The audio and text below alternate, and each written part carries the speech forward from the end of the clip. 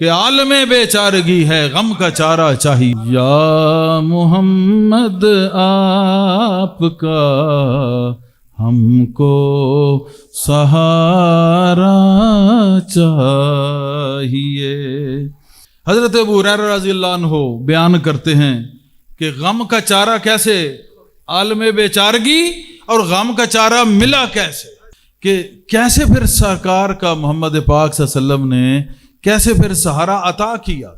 یہ صرف شعر نہیں ہے، چلو یہ حمید نے نعت پڑھی، کسی نے لکھی، وہ تو اپنی جگہ پہ اللہ پاک اس کو بھی اجر دے، لکھنے والوں کو بھی اجر دے، وہ تو بالکل دعا ہے. لیکن اس شعر کے اندر بڑی حقیقت ہے کہ عالم بیچارگی ہر ایک کو اس کے حال کے مطابق ہوتی ہے. دنیا دار کی عالم بیچارگی اس کے حال کے مطابق ہے، اہل علم کی بیچارگی اس کے حال کے مطابق ہے، اور صوفی کی، فقیر کی، درویش کی، کسی بھی اللہ کے دوست یا کلندر کی عالم بیچارگی اس پر بھی ہے، وہ اپنے حال کے موافق ہے. بیچارہ اللہ کی بارگاہ میں ہر کوئی ہے، چارہ کہاں ہے؟ یا محمد آپ کا ہم کو سہارا چاہیے. تو ہر کوئی بیچارہ ہے، چارہ گر کون ہے؟ وہ محمد کریم ہے صلی اللہ علیہ وسلم. اس کو ابو یعلا نے روایت کیا، طبرانی نے روایت کیا، ابن عساکر نے روایت کیا، زرقانی نے روایت کیا، خصائص کبریٰ میں یہ لکھی ہے، اس نے روایت کیا. اتنی کتابیں لکھنے والے اہل علم اور اہل فضل حضرات یہ لکھ کے گئے ہیں. اگر پھر بھی بات سمجھ نہ آئے تو پھر سچی توبہ کر، مسجد میں بیٹھ کے، بیت اللہ میں جا کے سچی توبہ کر. خدا تجھ سے ناراض ہے، پھر خدا تجھ سے ناراض ہے.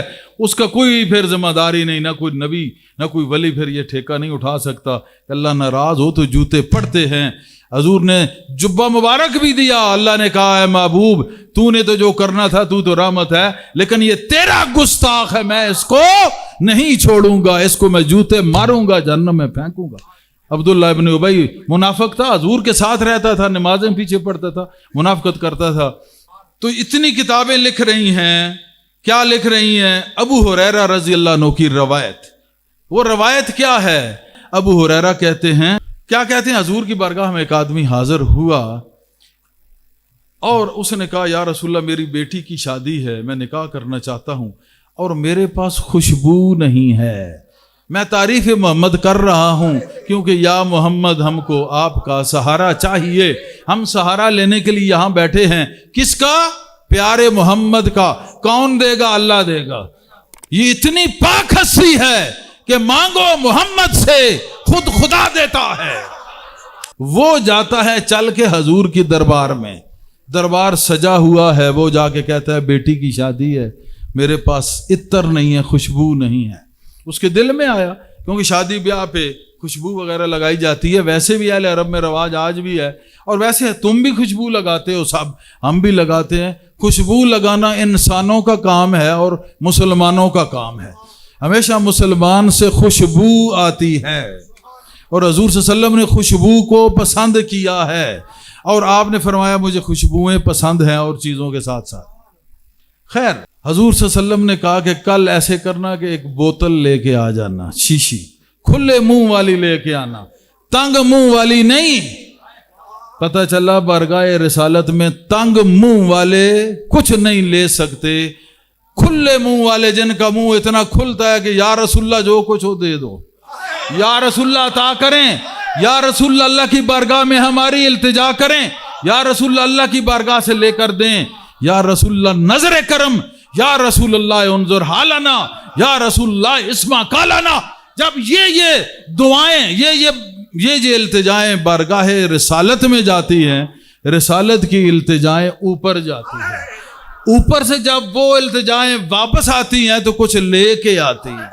حضور نے کیا کہا کہ کھلے منہ والی شیشی لے کے آنا.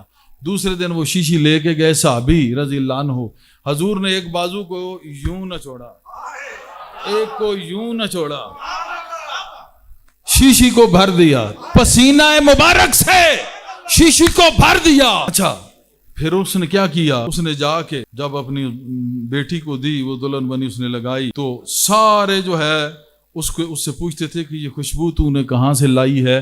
بیعہ کر جس محلے میں گئی اس محلے سے بھی جہاں جہاں گزرتی تھی خوشبو آتی تھی۔ اہل مدینہ کہتے ہیں کہ ایسی خوشبو ہم نے نہیں دیکھی، اتنی زبردست خوشبو۔ اب ان تمام اہل مدینہ نے کیا کیا کہ ان کے گھر کا نام ہی بیت المطیبین رکھ دیا کہ خوشبوؤں والا گھر، اس گھر سے خوشبو آنا شروع ہو۔ جہاں کچھ عرصہ وہ شیشی پڑی رہی تو گھر سے خوشبو آتی رہی۔ اب آپ بتائیں کہ خوشبو کشید کہاں سے ہوتی ہے؟ خوشبو کشید ہوتی ہے پھولوں سے۔ حضور صلی اللہ علیہ وسلم پھول ہیں، ہائے ہائے، میرا پیارا آقا پھول ہے اور اس کی خوشبوئیں ہیں، یہ ساری خوشبوئیں ہیں اس کی۔ کم بخت تو اسے صحیح انسان بھی نہیں سمجھ سکا کہ وہ انسان کامل ہے، اور وہ کیا ہے، کتنا ہے، کہاں تک ہے، اس کو تو بطور انسان نہیں سمجھ سکا۔ وہ انسان کے بھیس اور روپ میں اللہ کا پھول ہے، اللہ کا نور ہے۔ بے شک وہ انسانوں میں کامل انسان ہے، اور انسانیت کے اندر نورانیت ہے، اور نورانیت ایک پھول کی شکل میں لہر بہر کر رہی ہے، اور خوشبوئیں نکلتی تھی مصطفیٰ کے جسد عطر سے، جسم پاک سے خوشبوئیں نکلتی تھی۔